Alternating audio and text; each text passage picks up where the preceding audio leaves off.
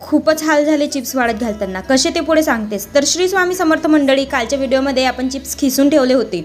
त्यानंतर ते 5-6 पाण्याने भिजत घालून रात्रभर भिजत ठेवले. दुसऱ्या दिवशी सकाळी पाण्याला गरम केलं, त्याच्यामध्ये हे चिप्स घातले आणि 10 मिनटं त्याला उकळी येऊ दिली. चिप्स जरा नरम झाल्यानंतर वर गेले वाळत घालायला.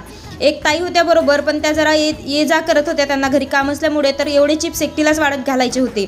खूप कंबर पण दुखत होती आणि ऊन लागत होतं आणि पायाला पण चटके लागत होते. तरी सगळे चिप्स वाळत घालून घेतले आणि असा जुगाड करून त्याच्यावरही झाकण टाकून घेतलं.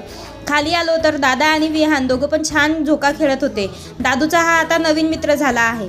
आमच्या टेरेसवरून एवढं छान वातावरण दिसतं आणि हा तलाव तर खूपच सुंदर दिसतो. संध्याकाळी ते चिप्स खाली काढायला आलो होतो तर बघा सनसेट किती सुंदर दिसतोय. या मावशींनी आणि आजींनी चिप्स काढायला मदत केली आणि गप्पा मारत मारत आम्ही सगळे चिप्स काढून घेतले. छान वाढले होते चिप्स आणि 2 दिवस आता अजून घमेल्यामध्ये उन्हात ठेवल्यावर अजून छान वाढतील ते.